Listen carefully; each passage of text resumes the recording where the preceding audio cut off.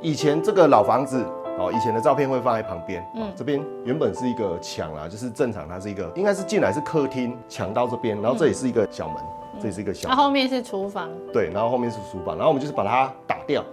然后打掉之后，从那边打掉，打掉之后就直接看上去了。那上面那边我们也是，这里有一个墙的部分，我们也是把它打掉，所以看上去啊，就是有一种很通透的一个感。对这个空间来讲，这个空间其实看起来不大，可是这样子打通之后，可以增加它的视觉张力。我觉得这个概念还不错。好，那一楼的部分啊，就是因为我们没有什么太多装潢，都在介绍软装的部分。那我们现在上2楼。这个手扶梯呢，算是爆预算的一个部分。对啊。那时候设计师请我们就是一边做，然后如果说这个东西想要再增加的时候再讨论。那时候装潢到一半啊，我们就越看越觉得以前的这个老扶手虽然是想要保留啦，但是后来觉得还是要给它更换一下。那现在换起来，我觉得也是蛮值得的。这一套光是3楼整个这样子做起来，大概10几万的那个费用。对。不做没关系，但是做了之后，确实是增加它的没办法不做，只好做了。对，没办法，我们这种拍板的就是没有办法接受这一种感觉。好，这是厨房，你的主场。厨房算是我的主场。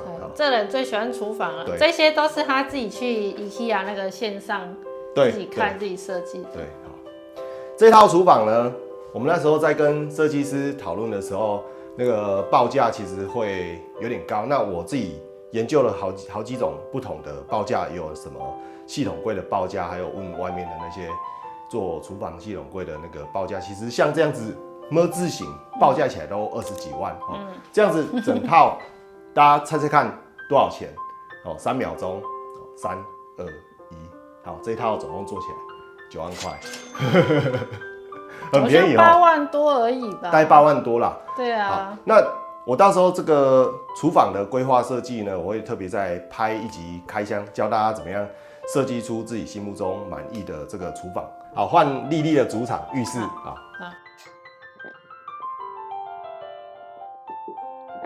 好，我们现在转战丽丽的主场。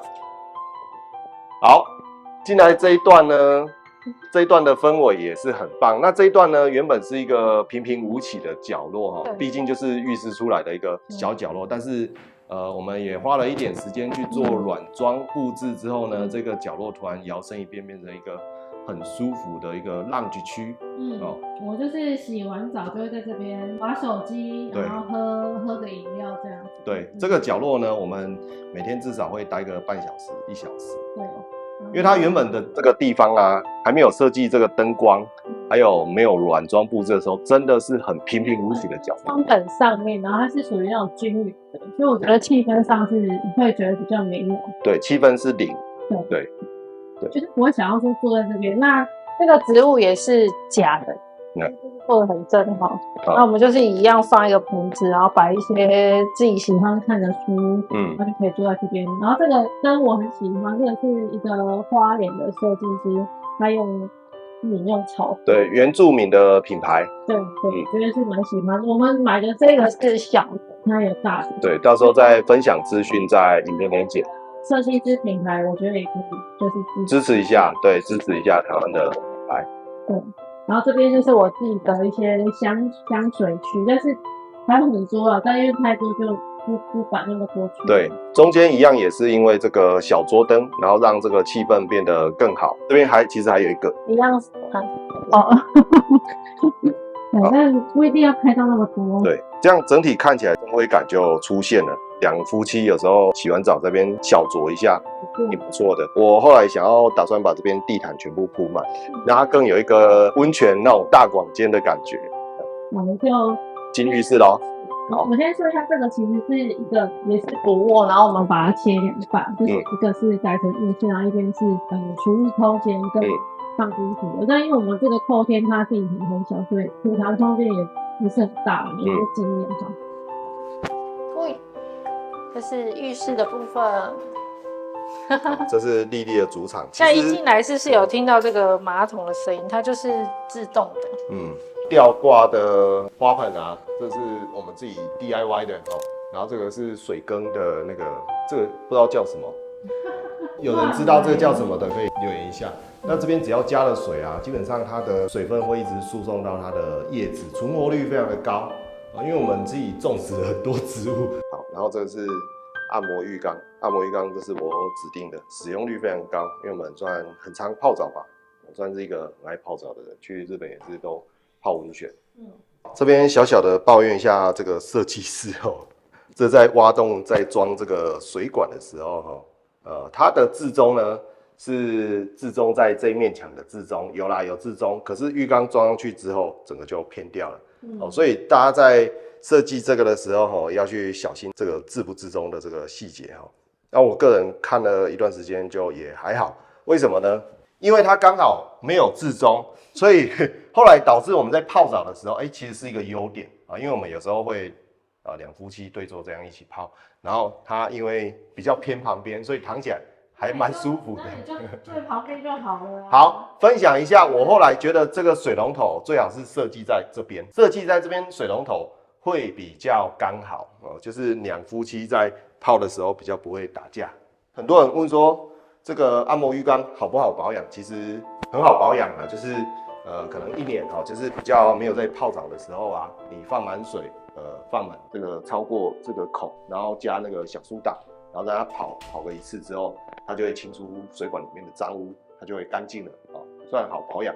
这个浴室呢，也是我们挑了一个最通风、最明亮的一个空间拿来做浴室，也是爆改了，重新敲打，然后做了很多那个管线然后这边这是也是摄影师朋友送的一些作品。对，放在里面居然也没有发霉，也没有潮湿，对，很好，对，很不错。所以其实这个花不是故意摆，就是因为我们工作需要啦。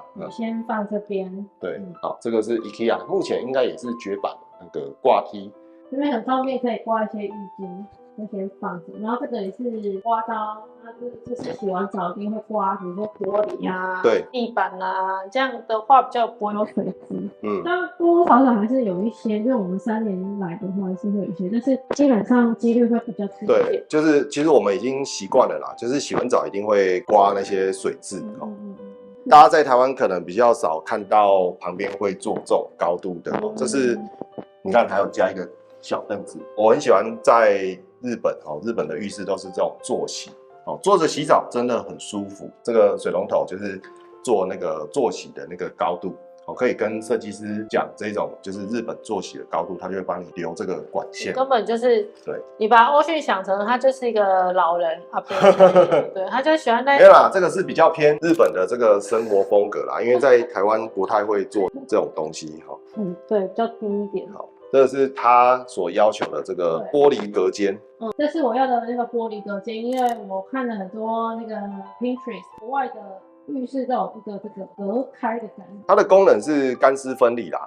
对，原本这边也有做一个推拉门，那我后来觉得那个做起来的那个预想图有点太多。对，有点太多，太复杂，对，不好看，所以我就跟设计师说，那个门我就不要了，那就摆放一个就是接一些滴出来的地方。对，好，因为我们人在这边洗澡你拿那个水龙头。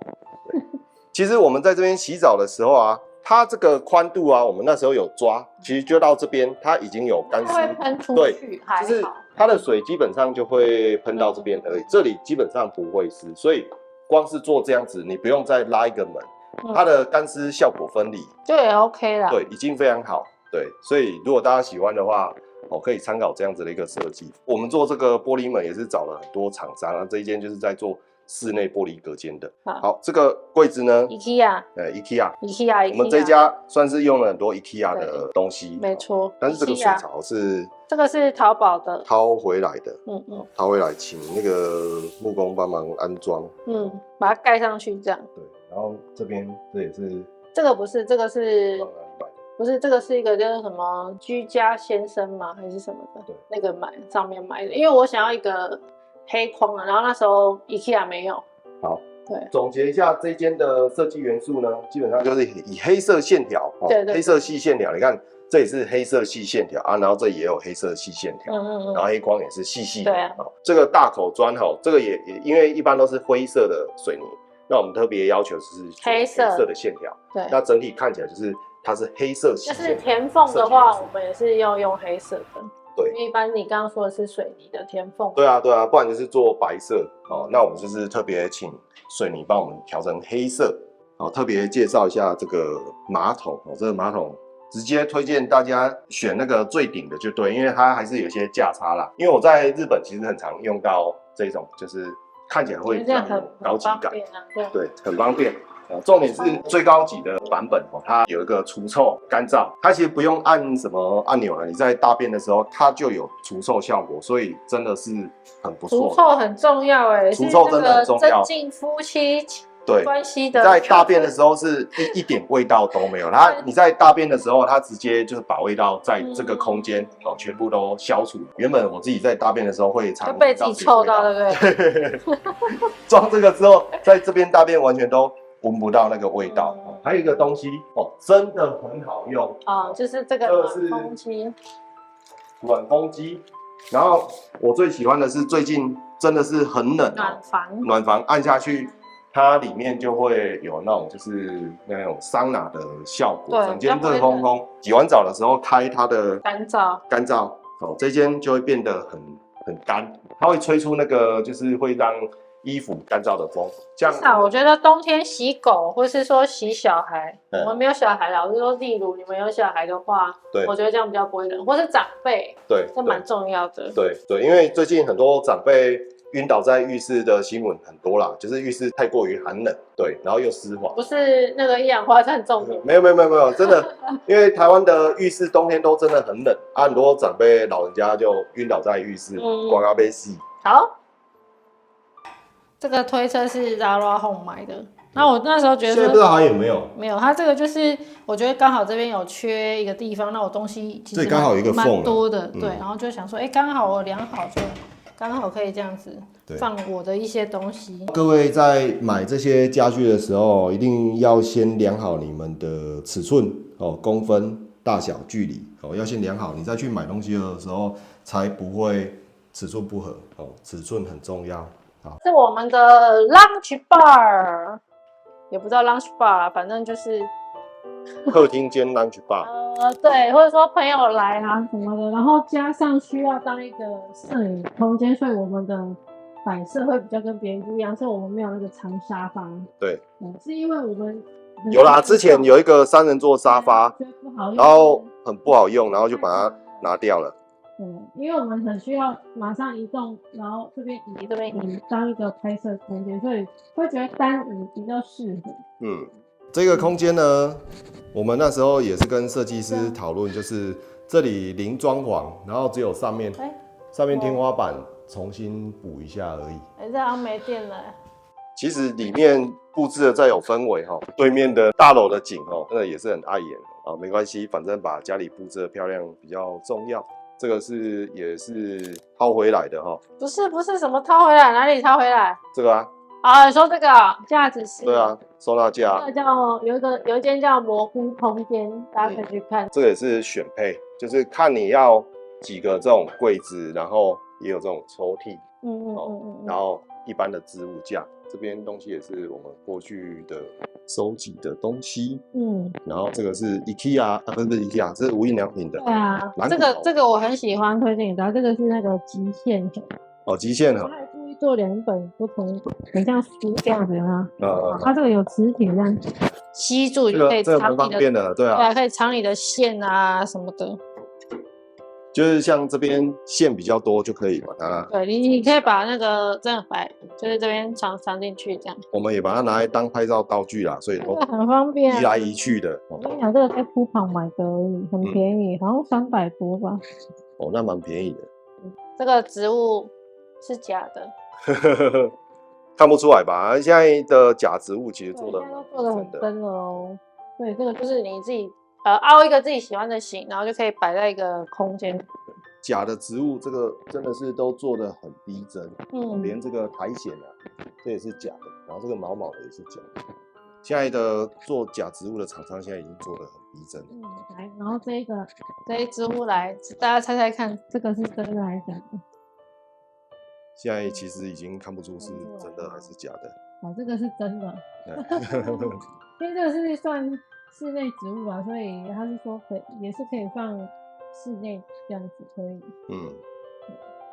好，然后外面阳台部分，阳台就已经绝版了好几年了。是吗？这不是还有吗？没有啦，这已经买不到了。对啊，这个因为这个东西很少人买，所以大家都不知道这是 IKEA 的。这个不错啊，就是真的不要夏天就好，就是如果冬天还是秋天坐在这边蛮舒服。对，可以喝个晚上凉凉的。对。然后我们对面原本是满满的大树，然后后来这边的里民大家一致认为砍掉比较好，好像我们的同温层不太一样。来，大家开个灯来讲，这个是假的。对，假的，做的很逼真。植物一定要你要看起来有高级感，要买到像这个2米200公分。对，不会有那个感觉。我放在外面你看不出来那个是假的。对啊，而且就不用管它。对，分享一下这个假植物啦，就是像以前我也是有点迷信的人，因为我自己喜欢种盆栽、种植物，我家里都是只有真的盆栽、真的植物。然后后来也是因为去了北欧旅行之后，发现其实家家户户里面大家都是放假的盆栽。然后为什么他们都会放假的呢？主要是气候的关系，就是冰天雪地的嘛，你那些植物你也可能种不活。我们为什么要弄假的植物呢？第一个，绿化家里放绿色的植物，就是要让家里绿化，这才是让你的家里变漂亮、美美的嘛。你看到绿绿的，家里就有生气。那管它还是真的还是假的，反正绿绿的就好。可是你种真的呢，你有可能把它种死。那因为以前我每一年都要种死很多的盆栽。那每次看到那些植物枯黄然后萎靡不振的时候，我心情就不好。我是连那个仙人掌都会种死的。对，他连最好种的仙人掌都种死。你把植物种死，反而造成自己心理受创，心里有阴影。那这个就违背了你本来要绿化家里的本意。所以后来我觉得，其实家里放假的，你让自己看起来开心就好。就是这种比较好种的，就是问说可以不用那种太照顾的。也没有啦，现在还不知道好不好种，因为它放在这个空间，昨天才刚来。没有啊，前天啦。透露出我们为了拍片然后去拍，因为之前在摄影棚我有放了几个那种什么福禄寿还是什么桶那个他们都说很好种，我们还是把它种死。就是台湾的室内气候其实不太适合种真的植物，因为很难种。算是那个绿杀手。对，而且你种植物你就要天天去顾，天天浇水。那对于繁忙的工作者来讲，你像我们有时候出国1-2个礼拜，给我把它移出去，那个植物就很难顾。对，你把它移出去好了。你给它移出去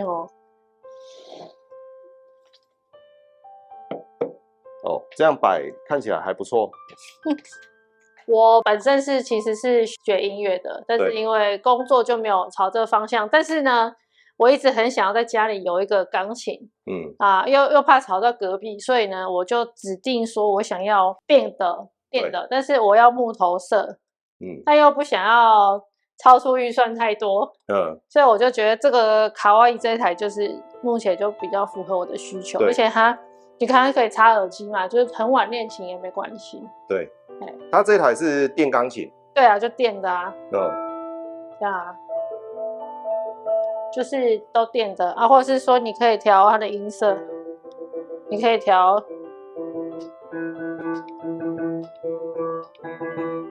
就是看你要怎样。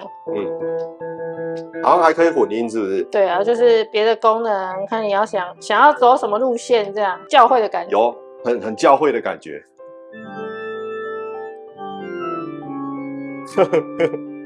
有很教会。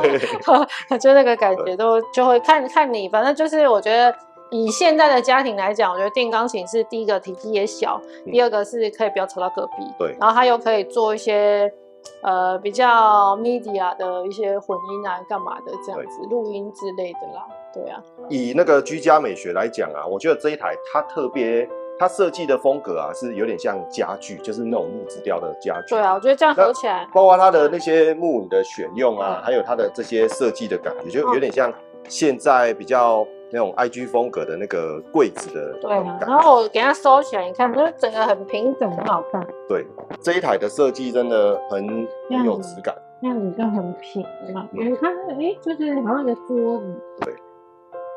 这台真的是很推荐，因为其实像这样子的设计也是这几年才出的，当我看到这样子的设计的时候，我整个惊为天人，因为它再也不像一般那种黑色的钢琴摆上去的一个很巨大的一个钢琴，跟其他的这些装潢比较不搭。那这一台的设计，它就是它这个木纹的设计，就是侘寂风的感觉搭配在现在的这种居家风格，真的是很不错。喜欢。如果你们喜欢钢琴，如果你们家想要放一台钢琴，我觉得这一台真的是蛮推荐的。音乐老师给这一台打几分？我觉得10分满分的话，这一台我有9分。你有9分，因为它的触感，钢琴的触感来讲也蛮逼真的，不会说以前那种电钢琴还是什么软软的。对，它的那个触键的感觉是有真实钢琴的感觉。对。然后它的颜值也是很高分，然后最后因为价钱也是相当的平价，就是我觉得是 OK。对，所以这个价钱的部分再加分。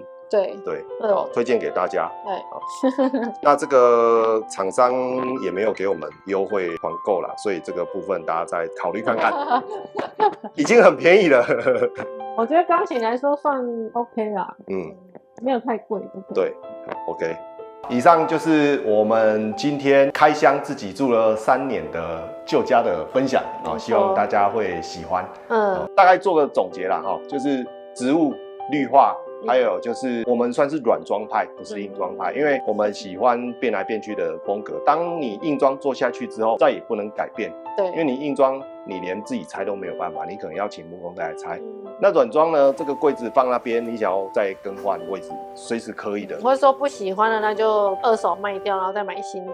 对，然后 IKEA 的柜子就是它的那个尺寸都公版的，所以你可以随时更换你的那个风格的版面。都可以。我们这一间坪数是室内坪数是19，地坪大概20啦。对，室内大概19啦，对，还是19还是18？对。然后总共是3楼，我们大概做了3楼。那我们目前装潢费用大概是250万，250万，包含就是拆除那一些线啊，然后打墙啊什么，反正就是我觉得老屋改本来就对会贵一点点。当初我们的想法是说，我们看了所有的新的建案，其实都不符合我们的需求。那你买新建案一定是比较贵，你又不符合的需求。主要是我觉得最主要是新建案的风格我不喜欢，是都是那种大理石地板，然后那个厨房很小一个，就这样小小。就是新的建案新盖完之后，你也舍不得再去大破坏去。重点是会跟别人一样。你看起来就是跟别人一样，我不喜欢。我们的锁定方向就是找一个老的屋子它的总价会比较低。那因为老屋嘛，你也比较舍得花钱去更换里面做装潢。我们很多东西其实都是报预算，那个跟我们自己的美感跟选择有关。报预算，很多东西是你不见得要花这个钱。不行，但是我们都觉得花下去是很值得啦，像是那个楼梯扶手，对，这个也是我们自己的选择，那我们觉得是蛮值得的，觉得10几万还是要花。像这边的人字拼，它的工法，这个跟楼下的地板不一样，我们人字拼也是多花钱，对，因为人字拼比较难，比较花时间，工法上比较贵，然后料也用的比较多，没有用的比较多，对，是比较多啦，但是它的那个材料，我们全部材料都是用一样，对，这一部影片上片的时候呢，我人应该已经在日本了。如果说想要追踪我在日本生活的，可以订阅。对，那如果你有任何居家装潢的问题你可以直接在影片下面留言，或是在我们的那个社团去追踪我们的什么社团？我自己有进一个社团，就是来去日本乡下博弈网FB 那大家有兴趣的话，可以去加入我们那个社团。有任何问题都可以直接在我们社团留言，我回复会比较快一点，因为有时候你在影片下方留言可能会被淹没，就无法快速的回复你。好，谢谢大家的收看，拜拜，拜拜。